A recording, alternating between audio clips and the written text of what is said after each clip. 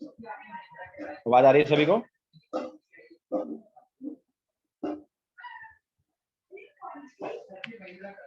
Hello, आवाज आ रही है सभी को?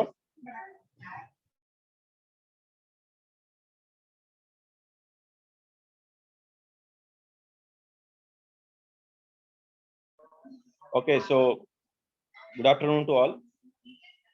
तो GATE equip to JEE mains जो है वो हम डिस्कस कर रहे थे। ठीक है, उसी को कंटिन्यू करेंगे। तो थोड़ा वेट कर लेते हैं, देन स्टार्ट करते हैं।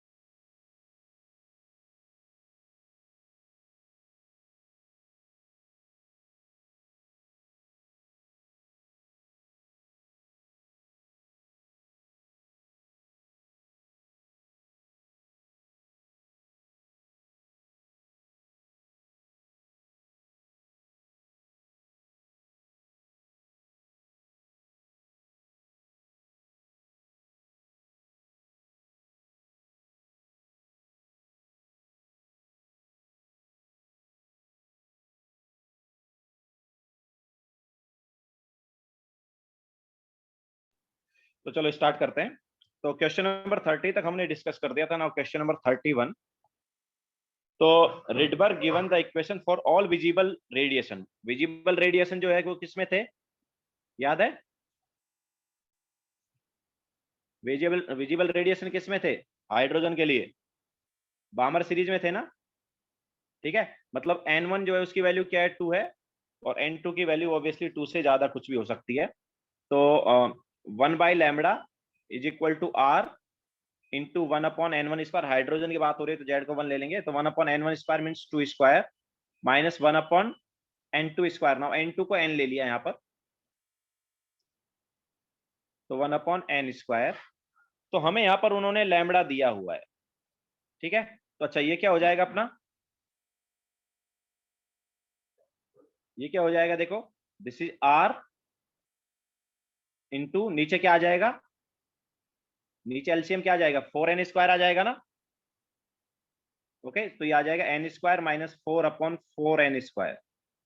ओके, तो हमें लैम्बडा उन्होंने क्या दिया है, लैम्बडा उन्होंने दिया के n square upon n square minus 4, तो उसको सब्स्टिट्यूट करेंगे तो क्या आएगा, लैम्बडा को सब्स्टिट्यूट कर दो,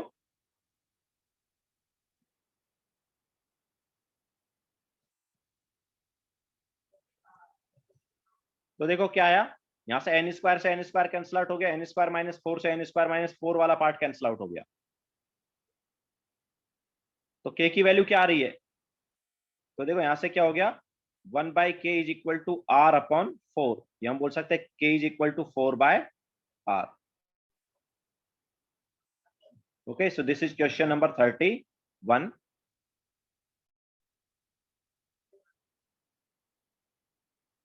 now question number 32, three atomic state of hydrogen like atom are shown in the figure. The transition state from C to B yields a photon of wavelength this much, and from B to A yields this much of wavelength. Then C to A का क्या होगा, तो देखो हमारे पास क्या है, A, B and C, ठीक है, ये जो एनर्जी है, मतलब ये जो वेवलेंथ है, ये 364.6 nanometre,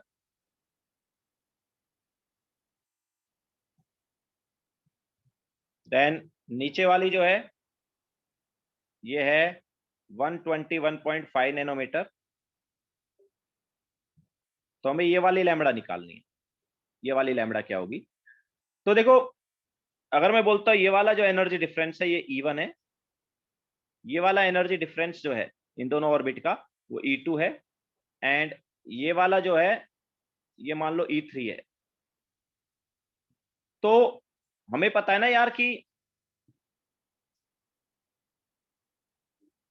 this energy plus this energy is equal to this energy, है कि नहीं, सी और बी का जो एनर्जी डिफरेंस है, ठीक है, सी और बी का जो एनर्जी डिफरेंस है प्लस बी और ए का जो एनर्जी डिफरेंस, अगर दोनों को ऐड कर देंगे तो सी और ए का एनर्जी डिफरेंस आ जाएगा ना, तो हम यहाँ पर लिख सकते हैं that E1 plus E2 is equal to E3। Now what is E1, E1 is hc by lambda, E2 भी hc बाय लैम्बडा, तो hc डिवाइड बाय लैम्बडा क्या है 364.6। ओके, इसी टाइप से सेकंड वाले का क्या है हमारे पास, इसका लैम्बडा क्या है 121.5 है। ओके, तो उसको भी करेंगे ऐड, तो plus h c upon 121.5 is equal to E3 क्या हो जाएगा एच सी बाय लैम्बडा, इसका हम लैम्बडा ले लेते हैं, ठीक है, ले लिया ऑलरेडी, तो यहाँ से देखो एच सी से एच सी कैंसिल आउट हो गया, तो क्या आ गया, it is 1 by lambda is equal to 1 upon 364.6 plus 1 upon 121.5, तो यहाँ से लैम्बडा जो है वो आ जाता है 364.6 इंटू 121.5 डिवाइड बाय 364.6 प्लस 121.5, ये आ जाता है, ठीक है, तो क्या वैल्यू होगी ये,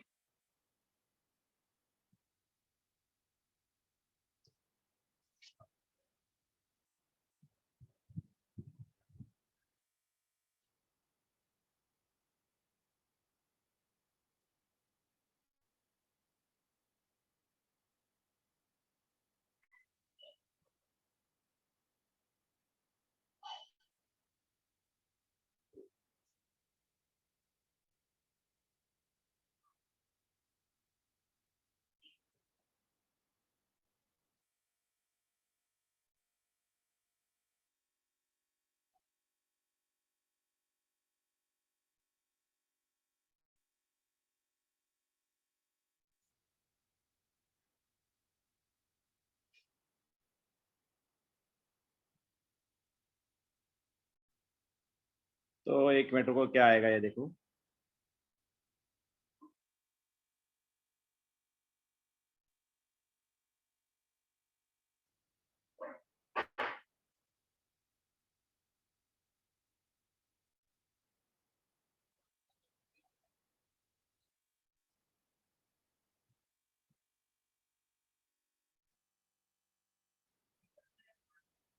तो ये आ रहा है 91.2, मीन्स ए वाला ऑप्शन हो जाएगा करेक्ट।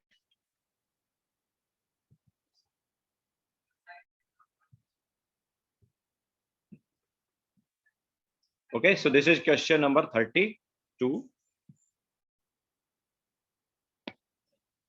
Now question number 33. तो देखो, in a discharge tube there are only 2 hydrogen atom. तो जो फॉर्मूला था ना वो नंबर ऑफ स्पेक्ट्रल लाइन का, maximum number of spectral line याद है, n इंटू एन माइनस 1/2। ये maximum number of spectral line का फॉर्मूला था ना। तो ये फॉर्मूला जब कब लगता है, जब हमें नंबर ऑफ एटम्स नहीं दिए होते, तब ये फॉर्मूला लगाते हैं, याद रखना। ठीक है, क्योंकि हम बहुत सारे एटम्स मान के चलते हैं तो फिर उसमें n into n minus 1/2 formula लगा सकते हैं, क्योंकि सारे ट्रांजिशन को काउंट कर लेते हैं। लेकिन यहां पर हमें 2 ही एटम दिए हुए हैं। तो if the electron in both atoms are de-excited from 4th orbit, the minimum and maximum number of spectral line क्या होगा? तो देखो, for maximum spectral line हम क्या करेंगे,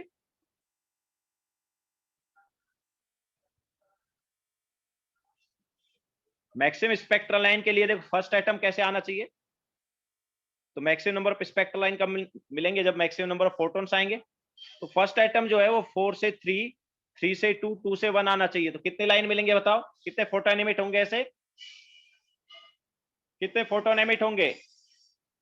3 फोटोन एमिट होंगे ना, 4 से 3, 3 से 2 और 2 से 1। तो 3 फोटोन एमिट हुए तो 3 लाइन मिल जाएंगे। ओके, तो फर्स्ट एटम की वजह से हमें कितने लाइन मिले, 3 लाइन मिले। हम फर्स्ट एटम का ऐसे ट्रांजिशन करा देंगे। नाउ सेकंड एटम जो है उसका देखो, अगर हम सेम ऐसे ही ट्रांजिशन अगर कराएंगे 4 से 3, 3 से 2, 2 से 1, तो कितने लाइन और आ जाएंगे, 3 आ जाएंगे, है ना। 3 फोटोन एमिट होंगे तो 3 लाइन और आ जाएंगे। लेकिन देखो क्या है, ये सेम ट्रांजिशन है, इधर भी 4 से 3 है, इधर भी 4 से 3, इधर 3 से 2, इधर भी 3 से 2, इधर 2 से 1, इधर भी 2 से 1। तो सेम ट्रांजिशन है ना, तो अलग लाइन दिखेगी नहीं, वो सेम ही लाइन रहेगी। ये 4 से 3 वाली और ये 4 से 3 वाली दोनों का वेवलेंथ सेम ही है। तो वेवलेंथ सेम है तो ऑब्वियसली वो सेम लाइन ही रहेगी, अलग नहीं रहेगी। तो हमें यहाँ पर एक्स्ट्रा लाइन नहीं मिलेगी, वो मतलब ये टोटल हमारे पास 6 लाइन नहीं होंगे, याद रखना। ये जो लाइन आएंगी तीनों, ये पहले वाली लाइन ही है। तो यहाँ पर हमें 0 लाइन मिलेगी। क्यों? क्योंकि हमारे पास एक्स्ट्रा लाइन नहीं आ रही, ये लाइन तो पहले ही आ चुकी। ओके, तो ऐसे केस में हम क्या करेंगे, हमें डिफरेंट वाला देखना है। तो ये तीनों जो है ये सेम हो गई पहले वाली, तो इनको काउंट नहीं करेंगे हम। तो फिर कैसा होगा भाई? तो चलो और क्या तरीका हो सकता है, तो और तरीका हो सकता है 4 से 3, 3 से 2 ना जाके डायरेक्ट 1 चला जाए। अब देखो 4 से 3 वाला ऑलरेडी आ चुका है, 4 से 3 वाला ऑलरेडी आ चुका है, ठीक है, तो ये तो सेम हो गया। लेकिन 3 से 2 वाला नहीं था, देखो 3 से 2, 3 से 2 वाला था और 2 से 1 वाला था, लेकिन 3 से 1 वाला नहीं है डायरेक्ट। तो 3 से 1 वाले का वेवलेंथ अलग रहेगा कुछ, तो ये डिफरेंट है, ठीक है। तो ऐसे हमें एक लाइन एक्स्ट्रा मिल सकती है।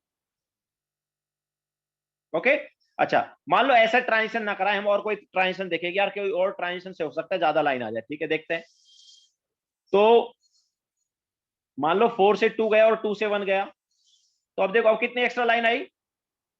अब 4 से 2 और 2 से 1 में जाएगा तो देखो यहां पर भी 2 से 1 वाला सेम हो गया, पहले भी 2 से 1 आ चुका है ना फर्स्ट एटम में, फर्स्ट एटम में हम 2 से 1 ले चुके हैं।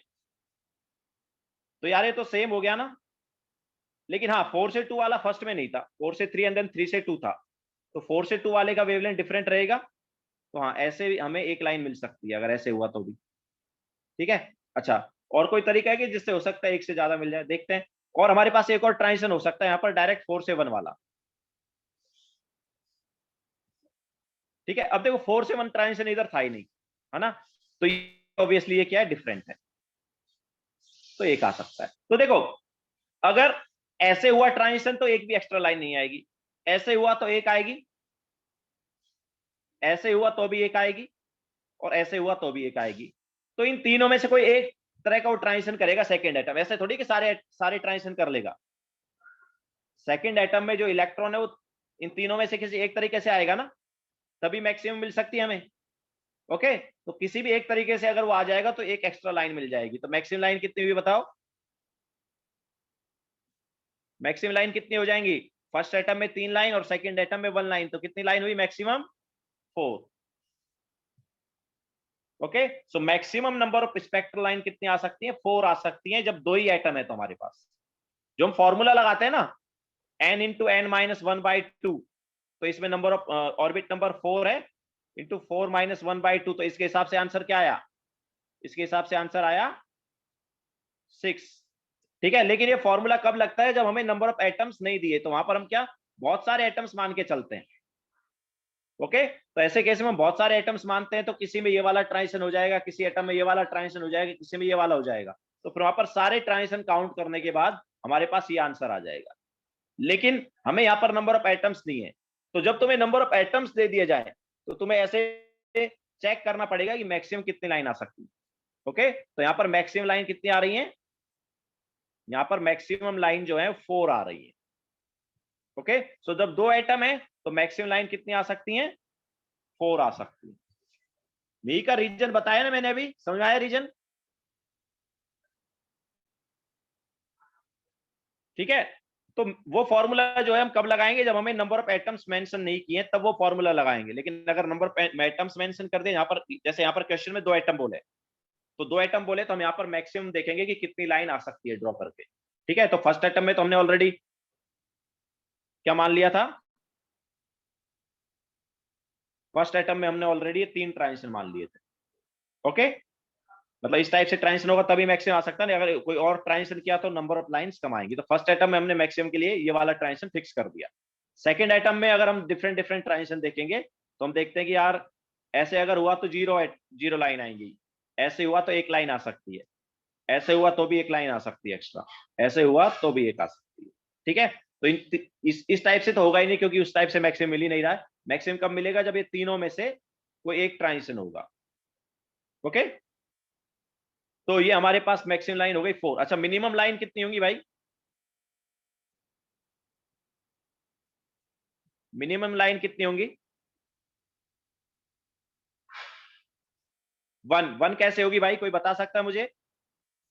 4 to 1 इन बोथ। ठीक है, दोनों में ट्रांजिशन कहां से हो जाएगा? 4 से 1 में हो जाएगा, तो दोनों में 4 से 1 ट्रांजिशन हुआ तो हमारे पास एक ही लाइन आएगी। ठीक है, दैट इज 1 लाइन। तो मैक्सिमम लाइन हमारे पास कितने आएंगे? मैक्सिमम लाइन आएंगे 4 और मिनिमम लाइन आएंगे 1। क्लियर है? तो करेक्ट आंसर कौन सा होगा इधर? 1, maximum is 4, so A option correct हो जाएगा। Which option is correct? A.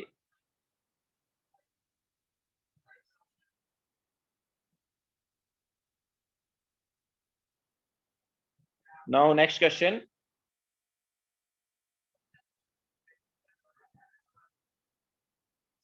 when electron are de-exciting from nth orbit of hydrogen। अब देखो यहाँ पर nth orbit of hydrogen atoms लिखा है, मतलब बहुत सारे एटम्स हैं। ठीक है, तो डायरेक्ट फॉर्मूला लगा सकते हैं। तो when electrons are de-exciting from nth orbit of hydrogen atoms, 15 spectral line are formed। तो यहाँ पर हमें नंबर ऑफ एटम नहीं दिए कितने हैं, तो ऑब्वियसली यहाँ पर क्या लगेगा? फॉर्मूला। तो n into n minus 1/2 is equal to क्या दिया? 15 दिया। ठीक है, तो nth ऑर्बिट से ऑब्वियसली कुछ दिया नहीं है, मतलब ग्राउंड स्टेट में आ रहा है वो। तो n into n minus 1/2 is equal to 15 है। तो n इंटू n माइनस 1 क्या आ गया? 30 आ गया, या n square minus n minus 30 is equal to 0। तो यहां से ऑब्वियसली n जो है उसकी वैल्यू क्या आ जाती है? 6 आ जाती है। ठीक है, तो 6th ऑर्बिट से वो आ रहे हैं इलेक्ट्रॉन जंप करके ग्राउंड स्टेट। अब वो क्या बोल रहा है कि शॉर्टेस्ट वेवलेंथ किसकी होगी? शॉर्टेस्ट वेवलेंथ मतलब मैक्सिमम एनर्जी।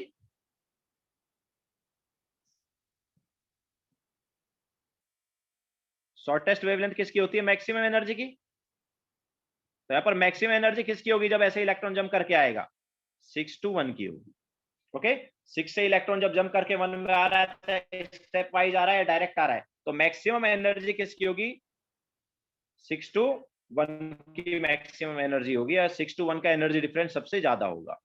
तो क्या हो जाएगा भाई? लैम्बडा। तो 1/λ is equal to R into 1 upon hydrogen दिया तो जेड की वैल्यू 1 ले ली, 1 upon n1 square is 1 minus 1 upon n2 square is 6। ठीक है, 6 का स्क्वायर, तो क्या आ गया ये? r into 1 upon 1 minus 1/36, that is nothing but 35 r upon 36। तो हमें क्या पूछा है? लैम्बडा पूछा है ना, तो लैम्बडा क्या हो गया? Lambda is 36 upon 35 R। Clear है सबको?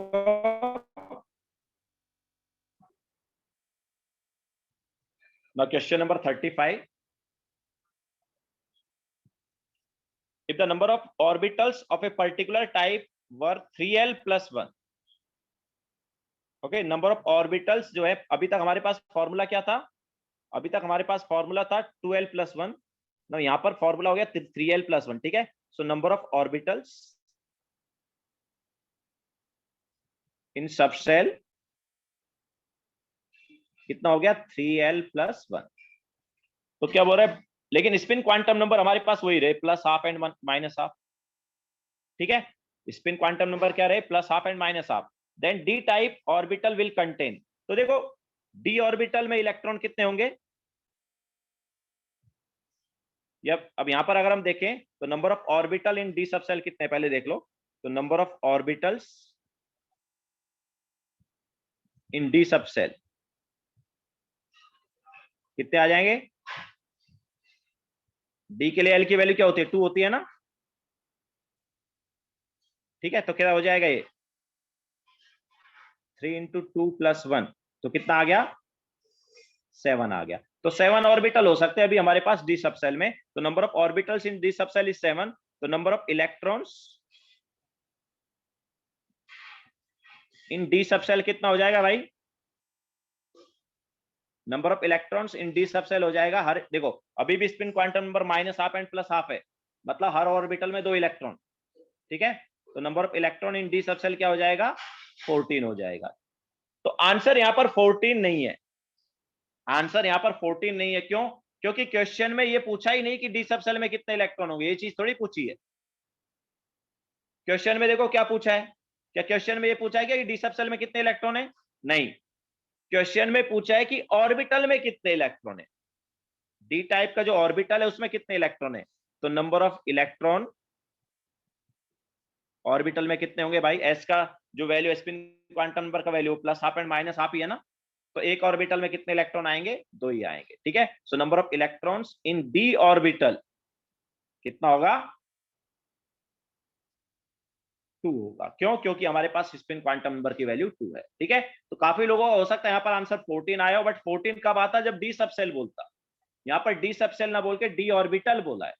तो डी ऑर्बिटल में तो यार 2 इलेक्ट्रॉन होंगे ना, क्योंकि स्पिन क्वांटम नंबर क्या है? Minus half and plus half, okay. तो एक ऑर्बिटल में 2 इलेक्ट्रॉन आ सकते हैं। नहीं राहुल, ऊपर वाली कैलकुलेशन की जरूरत नहीं है, वो एक्चुअली मैंने समझाने के लिए किया है, ठीक है। क्योंकि काफी लोगों का आंसर 14 आया होगा, तो 14 कब आता वो हमने समझाया है।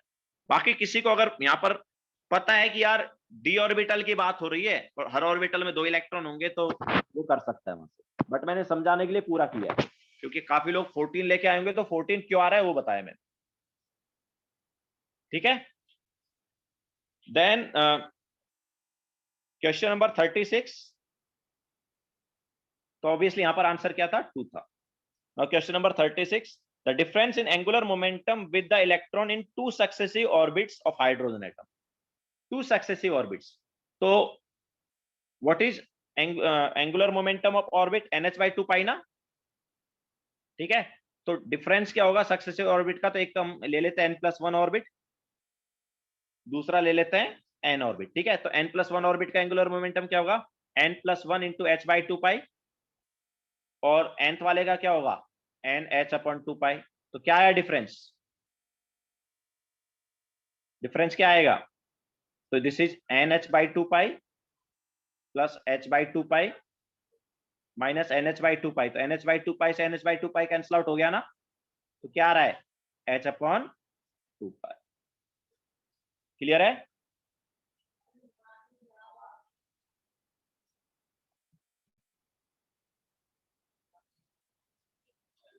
अब नेक्स्ट क्वेश्चन। तो नेक्स्ट क्वेश्चन जो है न्यूक्लियर रिएक्शन है, बट हमने जैसा फाउंडेशन बिल्डर ऑब्जेक्टिव में भी क्वेश्चन कराया था। तो न्यूक्लियर रिएक्शन में क्या होता है? दोनों साइड एटॉमिक नंबर का सम सेम होता है और मास नंबर का सम भी सेम होता है।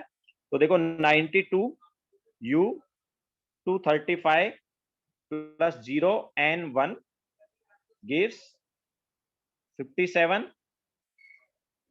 LA 146 plus 3 0 N 1। अब देखो यहां पर क्या लिख दो, कुछ x ले लो, ठीक है, और नीचे z ले लो, ऊपर a ले लो। ओके, नीचे z ले लो, ऊपर क्या ले लो, a ले लो।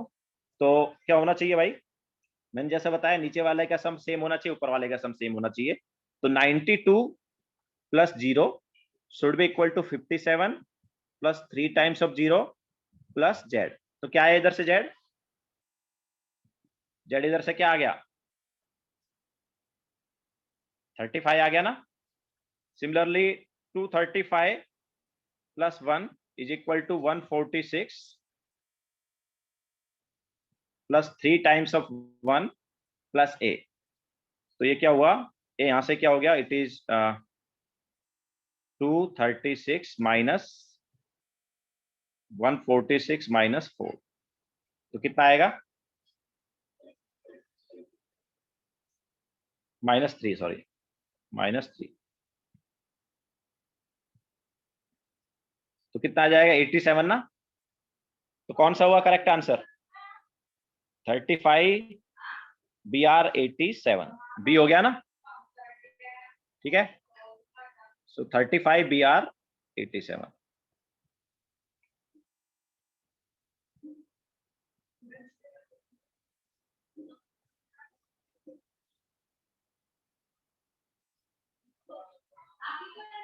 Now question number 38.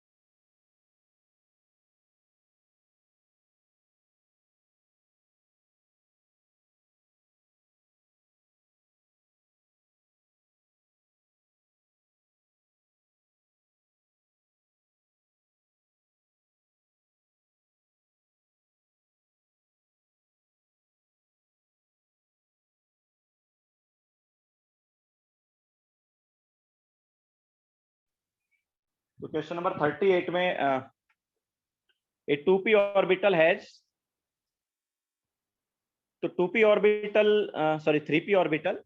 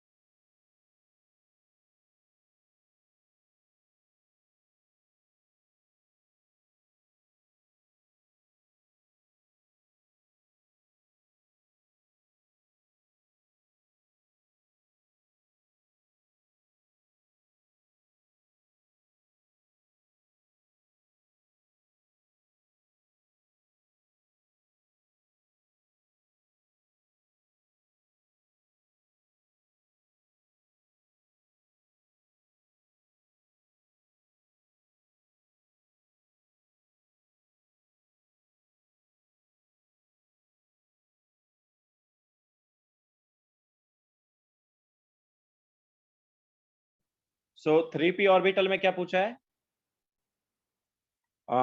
Spherical node, non spherical node. Okay, so देखो स्पेरिकल नोड मतलब रेडियल नोड, ठीक है।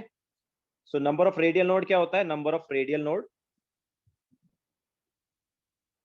तो रेडियल नोड ही हमें पता क्या है, स्पेरिकल है। तो फॉर्मूला क्या है इसका, n minus l minus 1। So what is n, n is 3, l is 1, -1 तो क्या आया, 2 आया।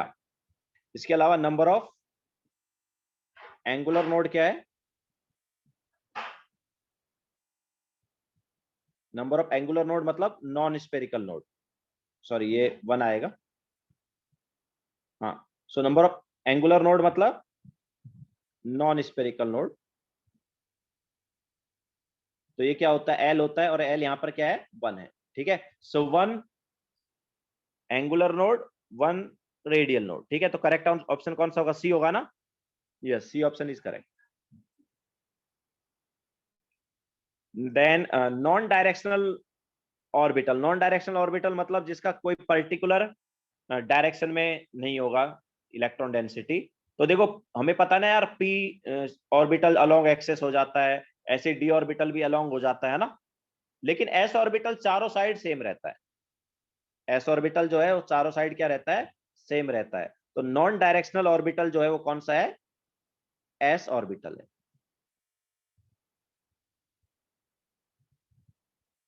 कौन सा, एस, क्यों, क्योंकि ये क्या होता है, स्फेरिकल होता है। ओके, बाकी हमारे पास डंबेल टाइप के होते हैं तो उनकी ऑब्वियसली कुछ ना कुछ डायरेक्शन आ सकती है। तो non directional orbital is S orbital. तो करेक्ट ऑप्शन कौन सा हुआ, करेक्ट ऑप्शन हो गया ए।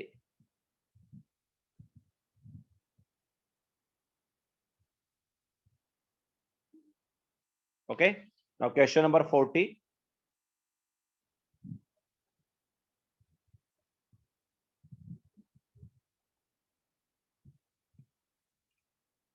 The energy of first, second and third energy level of a certain atom are E, 4E by 3 and 2E। तो हमारे पास तीन लेवल उन्होंने दिए हुए हैं, first, second and third. First का एनर्जी E है, सेकंड वाले का एनर्जी है 4E by 3 एंड थर्ड वाले का एनर्जी है 2E। तो उन्होंने क्या बोला है कि photon of wavelength lambda is emitted during a transition from 3 to 1। सो 3 से 1 का जो वेवलेंथ है वो है lambda, and what will be the wavelength of emission for 2 to 1। Okay कशिश, एक मिनट रुको, देख लो कशिश।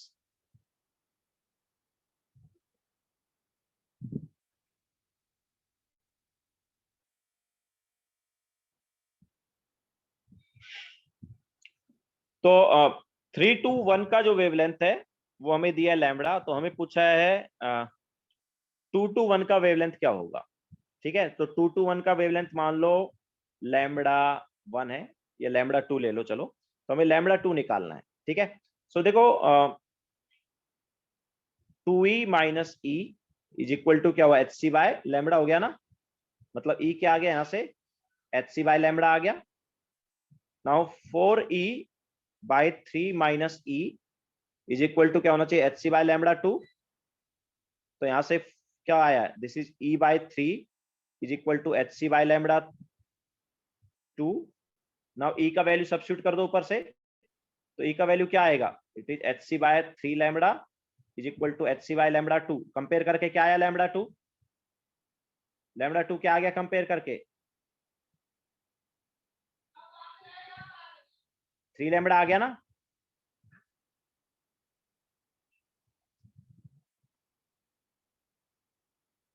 क्या आया लैम्बडा 2, 3 लैम्बडा आया कि नहीं आया।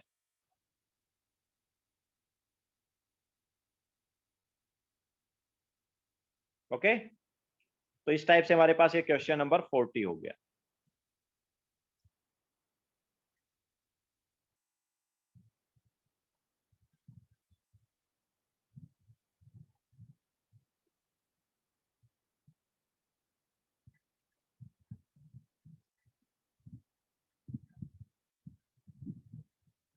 ओके, तो हमने ये get equip to JEE Main वाला पार्ट डिस्कस कर लिया। सब लोगों ने होमवर्क तो किया है ना आज, किस किस ने होमवर्क किया है गेट इक्विप्ड एंड विंडोज वाला, हैंड रेज करें आज फिर से। जिस जिसने गेट इक्विप्ड एंड विंडोज वाला होमवर्क किया है हैंड रेज कर दें।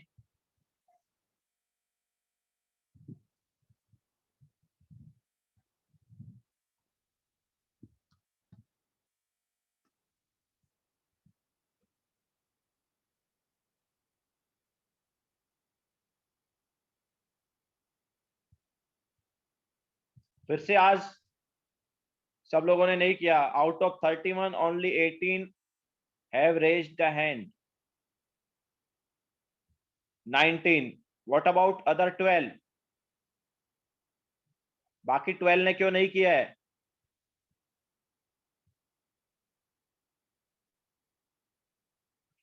आदित्य, अनिकेश, आर्य, कनेश, लतिका, नाइकी, सहस्रा, अंशुल, रीबा। तुम लोगों ने क्यों नहीं किया?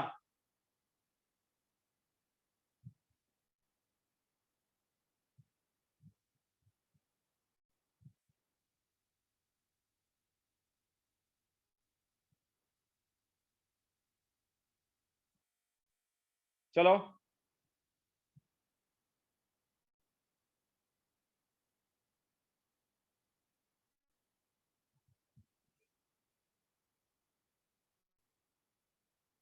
हैंड लो कर लो अभी। अब विंडो पे चलते हैं।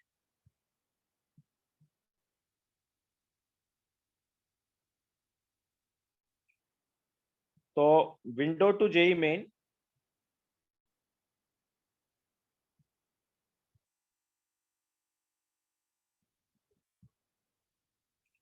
विंडो टू जेई मेन का question number 1।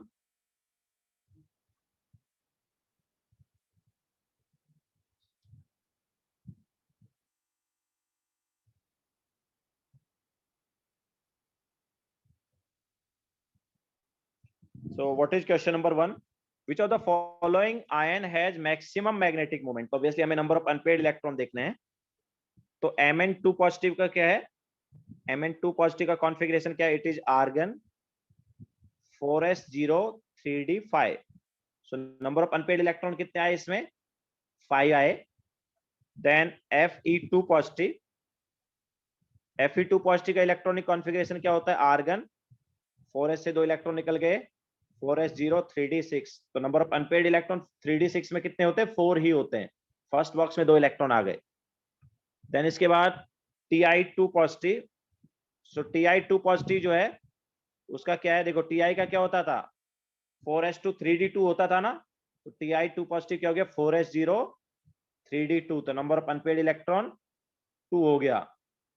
And Cr2 positive, तो Cr का 4s1 3d5 होता था। तो एक 4s से इलेक्ट्रॉन निकला, एक 3d से निकला, तो ये हो गया 3d4। तो नंबर ऑफ अनपेड इलेक्ट्रॉन क्या आया?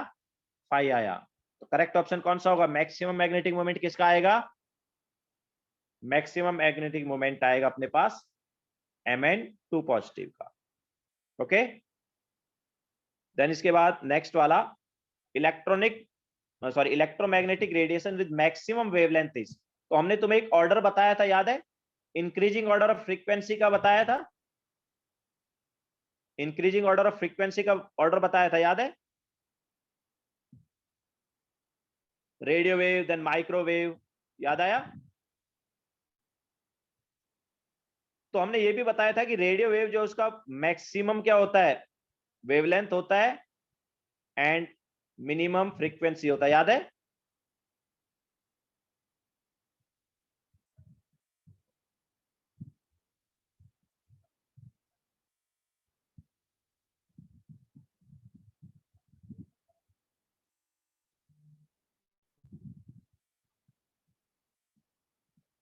इलेक्ट्रोमैग्नेटिक वेव के टाइम हमने ये बताया था तुम्हें, ठीक है? इंक्रीजिंग ऑर्डर ऑफ फ्रीक्वेंसी, तो उसमें इंक्रीजिंग ऑर्डर ऑफ फ्रीक्वेंसी में सबसे पहले आया था रेडियो वेव, देन उसके बाद माइक्रोवेव। ओके, सो रेडियो वेव का फ्रीक्वेंसी सबसे कम होता है, मतलब वेवलेंथ सबसे ज्यादा होता है।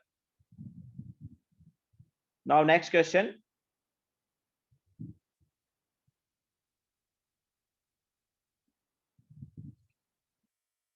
which of the following sets of quantum number represents 19th electron of chromium? तो क्रोमियम का देखो कॉन्फ़िगरेशन क्या है? 1s2 2s2 2p6 3s2 3p6। कितना हो गया? 18 हो गया ना? 18 हुआ कि नहीं हुआ?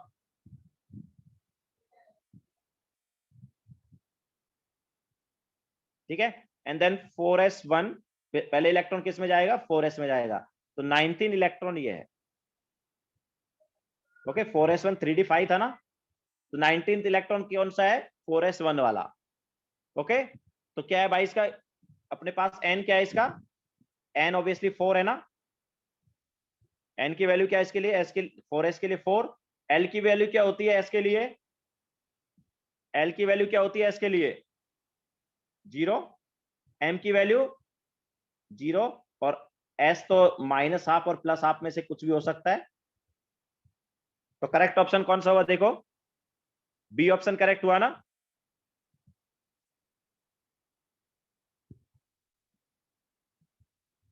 Okay, now next question, question number 4, the ionization potential of hydrogen from ground state to first excited state is। तो ये क्या बोल रहा है कि ग्राउंड स्टेट से फर्स्ट एक्साइटेड स्टेट में इलेक्ट्रॉन को ले जाने के लिए कितना एनर्जी लगेगा। उसका एक्चुअली आयनाइजेशन पोटेंशियल नहीं बोलते, बट उन्होंने लिख दिया उसको। आयनाइजेशन पोटेंशियल तो क्या होता है, बाहर निकालने के लिए जो एनर्जी लगता है वो होता है। तो ionisation potential of electron from ground state to first excited state, तो बेसिकली ये बोल रहा है कि फर्स्ट ऑर्बिट से, ग्राउंड स्टेट मतलब फर्स्ट ऑर्बिट, तो ग्राउंड स्टेट से फर्स्ट एक्साइटेड स्टेट में लेके जाना है, मतलब कौन से ऑर्बिट में लेके जाना है, फर्स्ट ऑर्बिट से सेकंड ऑर्बिट में लेके जाना है। तो कितना एनर्जी लगेगा, तो फर्स्ट ऑर्बिट में होता था -13.6 इलेक्ट्रॉन वोल्ट और सेकंड ऑर्बिट में कितना होता था -3.4 इलेक्ट्रॉन वोल्ट, याद है क्या। तो कितना एनर्जी लगेगा, डेल्टा ई क्या आएगा, it is 10.2 electron volt. Okay, कितना एनर्जी लगेगा, 10.2 इलेक्ट्रॉन वोल्ट एनर्जी लगेगा अगर इलेक्ट्रॉन को हम फर्स्ट ऑर्बिट से सेकंड ऑर्बिट में लेके जाएंगे तो। ठीक है, क्वेश्चन थोड़ा सा रॉन्ग ले दिया उन्होंने, लिख दिया उन्होंने, it is not ionisation potential. Ionisation potential या आयनाइजेशन एनर्जी क्या है, इलेक्ट्रॉन को निकालने के लिए जो एनर्जी लगता है, मतलब एटम से निकालने के लिए। ओके, यहाँ पर हम एटम से नहीं निकाल रहे, यहाँ पर तो हम फर्स्ट ऑर्बिट से सेकंड ऑर्बिट में भेज रहे हैं। तो it is actually excitation potential या एक्साइटेशन एनर्जी। इस एनर्जी को क्या बोलेंगे, एक्साइटेशन एनर्जी या excitation potential. Now question number 5,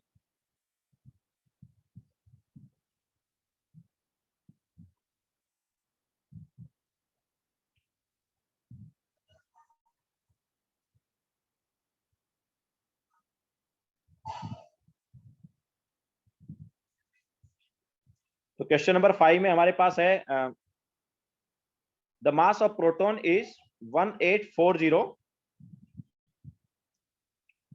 times of electron. तो हमारे पास प्रोटॉन का जो मास है, उन्होंने बोला 1840 times of mass of electron है। It is associated by a potential difference of 1 kilovolt, the kinetic energy of proton will be. तो देखो काइनेटिक एनर्जी क्या होती है, अगर किसी चार्ज पार्टिकल को हम एक्सेलरेट करते हैं तो काइनेटिक एनर्जी क्या है, Q इंटू वी है ना। नाउ व्हाट इज Q, देखो प्रोटॉन का चार्ज और इलेक्ट्रॉन का चार्ज सेम है, तो 1.6 इंटू 10⁻⁻19 इंटू वोल्टेज कितना है 1K, मतलब 1000 वोल्ट। वोल्टेज या पोटेंशियल कितना है 1000 वोल्ट, तो ये आंसर आ गया जूल में। अगर हमें इलेक्ट्रॉन वोल्ट में कन्वर्ट करना है तो 1.6 इंटू 10⁻⁻19 इंटू 1000 डिवाइड बाय क्या करेंगे, जूल से इलेक्ट्रॉन वोल्ट के लिए 1.6 इंटू 10⁻⁻19, तो ये आ गया इलेक्ट्रॉन वोल्ट। मतलब कितना इलेक्ट्रॉन वोल्ट हो गया, इट इज 1000 इलेक्ट्रॉन वोल्ट। तो आंसर हमें इलेक्ट्रॉन वोल्ट में दिया है क्या, नहीं, आंसर इलेक्ट्रॉन वोल्ट में नहीं दिया, हमें किलो इलेक्ट्रॉन वोल्ट में दिया है। तो 1000 इलेक्ट्रॉन वोल्ट को हम क्या लिख सकते हैं, we can write it as 1 kilo electron volt. Okay, तो यहाँ पर मास का कोई मतलब है नहीं, क्योंकि काइनेटिक एनर्जी में मास नहीं आ रहा है यहाँ पर। जब हम उसे किसी पोटेंशियल डिफरेंस से एक्सेलरेट करते हैं तो उस फॉर्मूले में मास नहीं आता, उसमें क्या आता है, चार्ज एंड पोटेंशियल आता है। तो इलेक्ट्रॉन का चार्ज और प्रोटॉन का चार्ज सेम है, ठीक है, और पोटेंशियल भी अगर हम सेम देंगे तो जो काइनेटिक एनर्जी आएगी वो भी सेम आएगी, वहां पर मास से कोई फर्क नहीं पड़ेगा।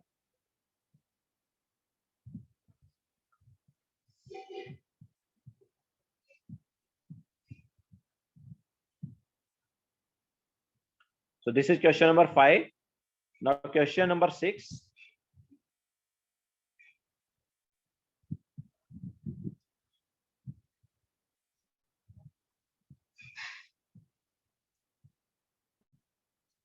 The presence of 3 electron in nitrogen atom can be explained by, sorry, the presence of 3 unpaired electron.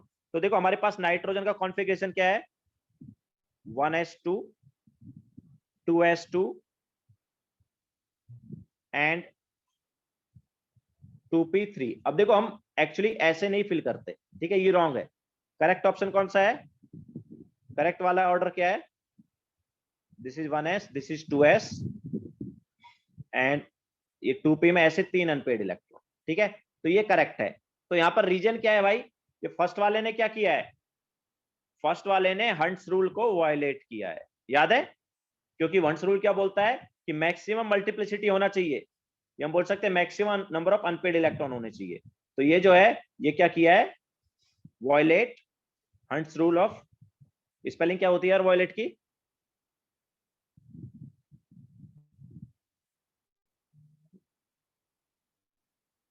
VIOLAT, okay.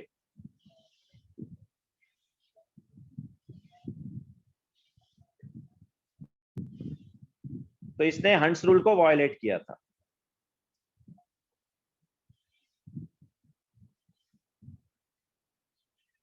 Okay,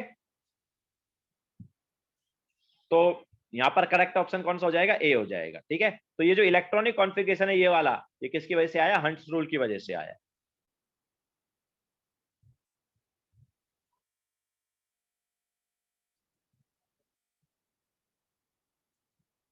then question number 7,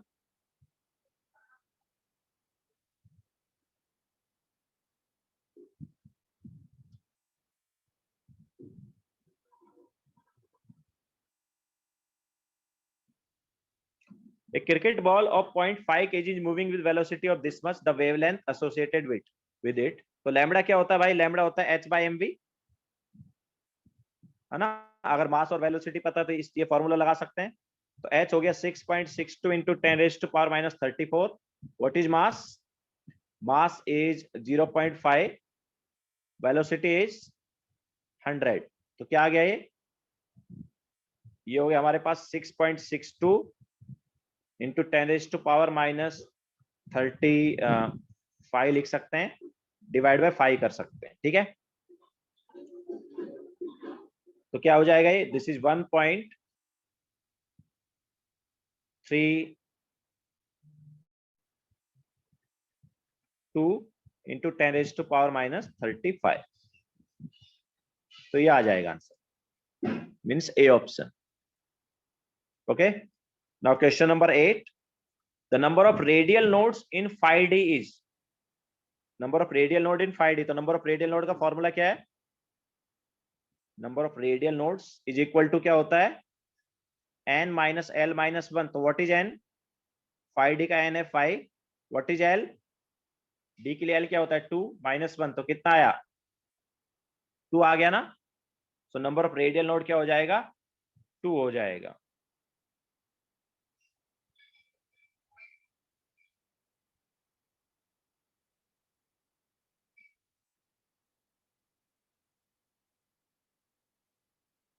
Now question number 9,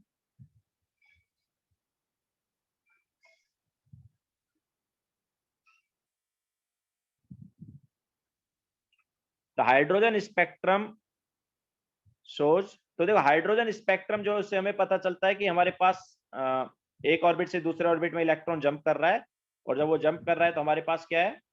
अलग अलग ऑर्बिट का कुछ एनर्जी डिफरेंस है।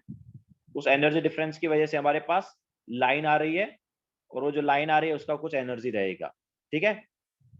तो ये हमारे पास अलग अलग एनर्जी के क्या मिल रहे हैं? फोटोन मिल रहे हैं, और फोटोन मिल रहे हैं मतलब स्पेक्ट्रल लाइन आ रही है। तो वहां से हमें क्या पता चलता है? D, presence of quantized energy level, ठीक है। डिफरेंट डिफरेंट एनर्जी लेवल है या डिफरेंट डिफरेंट ऑर्बिट्स।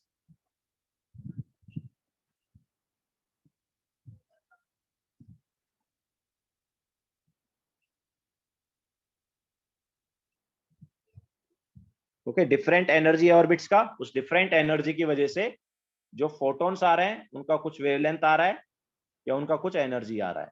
तो डिफरेंट फोटोन या डिफरेंट एनर्जी के हैं अपने पास, सॉरी डिफरेंट वेवलेंथ या डिफरेंट एनर्जी के फोटोन है, तो ऑब्वियसली डिफरेंट लाइन भी हमें मिलेगी, और इसीलिए हमारे पास पूरा पूरा हाइड्रोजन स्पेक्ट्रम आएगा। Now question number 10, which of the following statement does not form A part of Bohr's model of hydrogen atom. Okay,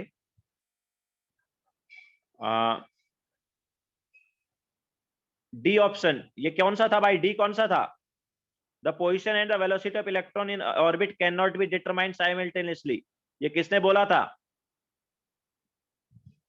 D वाला किसने बोला था? हाइजेनबर्ग ने बोला था। ओके, डी वाला जो है वो किसने बोला था? हाइजेनबर्ग ने। It is Heisenberg uncertainty principle. Actually D वाला जो पॉइंट है ये तो बोर का ड्रॉबैक था ना, बोर्स मॉडल का ड्रॉबैक था डी वाला पॉइंट। ओके, सो यहां पर डी ऑप्शन करेक्ट हो जाएगा। देन क्वेश्चन नंबर 11 में क्या है? Electrons will first enter into set of quantum number this और दिस। तो देखो जिसका n प्लस एल कम है उसमें जाएगा ना इलेक्ट्रॉन, तो n प्लस एल देखो फर्स्ट वाले का क्या आ रहा है? n 5 है, l 0 है, तो n प्लस एल क्या आया? 5 आया। और दूसरे वाले केस में क्या है? n 3 है और l 2 है, तो इसका n प्लस एल क्या है? इसका भी 5 आया। तो जब n प्लस एल की वैल्यू सेम हो तो एनर्जी किसकी कम होती है?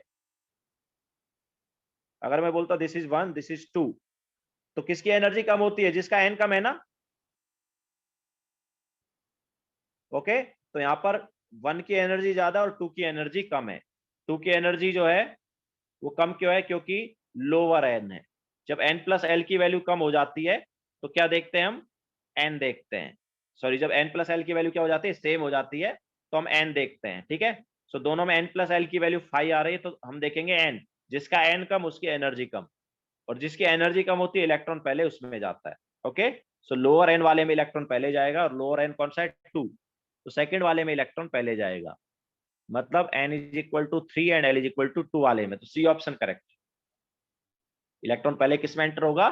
जिसका एनर्जी कम है, और किसका एनर्जी यहां पर कम है? जिसका n कम है, mean C option.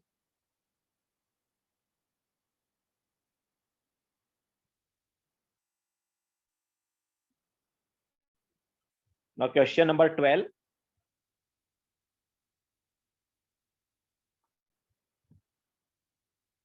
Which of the following is non permissible? तो भाई सी वाला देखो, n जब 4 है तो l की वैल्यू क्या रहेगी? l की वैल्यू या तो हो सकती है 0, या हो सकती है 1, या हो सकती है 2, और या हो सकती है 3। n can not, sorry, l can not B 4। Okay, तो सी यहां पर रॉन्ग हो गया, बाकी सारे करेक्ट है।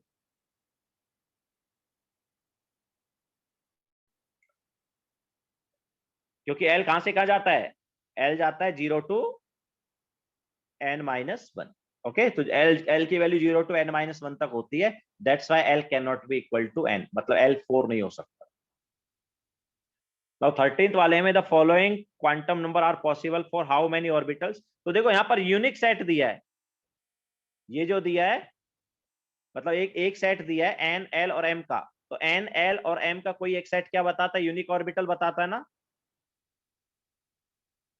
याद है या नहीं है? एक ही ऑर्बिटल के बारे में बताता है, बाकी तुम्हें और अगर देखना है तो ये क्या हो गया? थर्ड ऑर्बिट हो गया। l इज इक्वल टू 2 मतलब d, तो 3d, और 3d हमारे पास सबसेल हो गई। नाउ 3d सबसेल का m-2 भी हो सकता है, m-1 भी हो सकता है, m0 भी हो सकता है, m+1 भी हो सकता है, और m+2 भी हो सकता है। तो ये 5 ऑर्बिटल हैं, लेकिन हमें इस ऑर्बिटल की बात करनी है। ठीक है, सो यूनिक ऑर्बिटल आ रहा है यहाँ पर।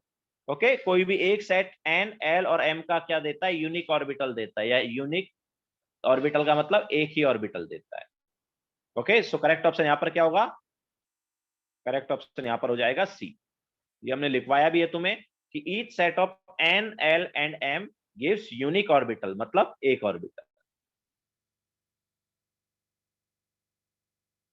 और each set of n l m and s represents unique electron. n l m और s का सेट क्या बताता है? यूनिक इलेक्ट्रॉन बताता है। ठीक है, तो अगर चारों क्वांटम नंबर हमें दे दिए तो चारों क्वांटम नंबर का कोई एक सेट हमें एक इलेक्ट्रॉन के बारे में बताएगा।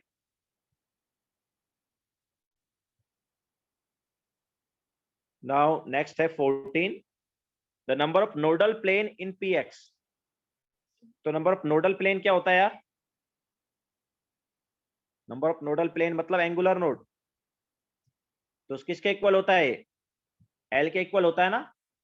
तो कितना आएगा, पी के लिए एल की वैल्यू क्या है 1, और ऑब्वियसली वो पी एक्स में कौन सा होता है याद हो तो, this is X, this is Y, this is Z. तो ये पी एक्स ऑर्बिटल हमने बना दिया। तो इसमें नोडल प्लेन कौन सा आता था पी एक्स ऑर्बिटल में, ये वाला ऑर्बिटल नोडल प्लेन होता, सॉरी ये वाला प्लेन नोडल प्लेन होता था ना। कौन सा प्लेन है ये, वाई जेड है ना। तो यहाँ पर नोडल प्लेन क्या आता था, वाई जेड आता था, एक प्लेन मिल जाता है हमें। ओके, नाउ नेक्स्ट क्वेश्चन है क्वेश्चन नंबर 15। तो क्वेश्चन नंबर 15 में हमें बोला है कि इन Bohr's series of lines of hydrogen spectrum, the third line from red end corresponding to which of the following। तो देखो फर्स्ट लाइन, अब रेड एंड मतलब यहाँ पर बात हो रही है विजिबल सीरीज की, ठीक है। रेड एंड की बात कर ली मतलब विजिबल में चलेगा, तो विजिबल ही हम बोल सकते हैं बामर। तो बामर में थर्ड लाइन बतानी है, ठीक है। सो फर्स्ट लाइन क्या है, फर्स्ट लाइन है 3 से 2, this is first line. Second line क्या है 4 से 2, and what is third line, third line is 5 to 2। Okay, तो ये हमारे पास थर्ड लाइन हो गई 5 से 2, मीन सी ऑप्शन जो है वो करेक्ट होगा।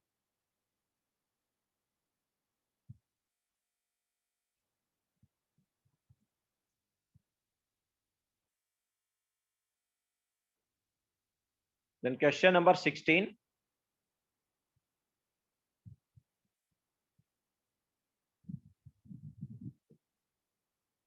ए बॉडी ऑफ मास 10 मिलीग्राम, तो मास जो है वो कितना दिया 10 मिलीग्राम, तो इट इज 10 इंटू 10⁻³ ग्राम।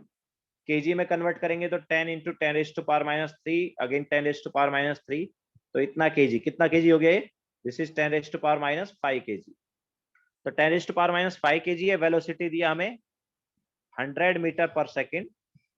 तो लैम्बडा निकालना है, तो लैम्बडा क्या होगा h/mv, ऐसा यूनिट में लेना था सब, दैट्स व्हाई हमने मिलीग्राम को केजी में कन्वर्ट किया। तो 6.62 इंटू 10⁻34 डिवाइड बाय 10⁻⁵ इंटू 100, तो नीचे बचा 10⁻3, तो ये क्या आ गया 6.62 इंटू 10⁻31। ओके, ऑब्वियसली यूनिट क्या है इसका, मीटर है। तो बी ऑप्शन करेक्ट हो जाए, उन्होंने 6.63 लिया है 6.62 की बजाय, तो बी ऑप्शन करेक्ट हो जाएगा।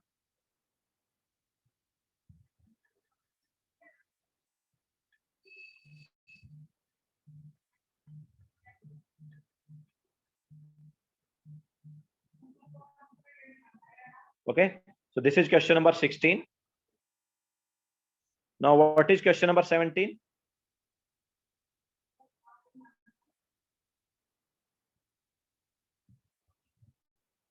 तो क्वेश्चन नंबर 17 में according to the Bohr's theory the angular momentum of fifth orbit, तो बोर्स थ्योरी के अकॉर्डिंग एंगुलर मोमेंटम बताना है फिफ्थ ऑर्बिट का। Now what is angular momentum, it is nh/2π, orbit का एंगुलर मोमेंटम इज nh/2π, तो क्या होगा 5h/2π, हम बोल सकते हैं 2.5 h/π। तो which option is correct, which option is correct, D.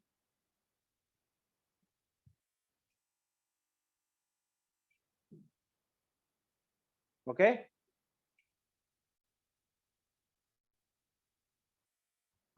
तो आज का लेक्चर हम यहीं पे खत्म करेंगे, टाइम हो गया है। बाकी नेक्स्ट टाइम बचे हुए जो क्वेश्चन है वो डिस्कस कर लेंगे। तो प्लीज होमवर्क फिनिश करो, काफी लोग होमवर्क नहीं कर रहे हैं, अगर होमवर्क नहीं करोगे देन प्रॉब्लम हो जाएगी। ओके, सो होमवर्क फिनिश करो, टॉपिक वाइज टेस्ट में फिर मार्क्स नहीं आएंगे, मार्क्स नहीं आओगे तो फिर क्या करोगे, ओके फिर बोलोगे सर अभी हम पढ़ाई स्टार्ट करेंगे, तो ऐसे नहीं होता है, अभी कभी नहीं आता तुम्हारा। गीति का पेपर जो है वो एमसीक्यू टाइप ही रहेगा, मोस्टली 25 क्वेश्चन होंगे सिंगल चॉइस वाले। ओके, एबीसीडी 4 ऑप्शन होंगे उनमें से कोई एक तुम्हें टिक करना है। टिक करना मीन्स तुम्हें ऑनलाइन होगा तो वो जो भी है इंस्ट्रक्शन बता दिए जाएंगे कैसे क्या होगा। ठीक है, तो लेक्चर एंड करते हैं। बचा हुआ पार्ट हम नेक्स्ट टाइम डिस्कस करेंगे, तो प्लीज होमवर्क फिनिश करें सभी।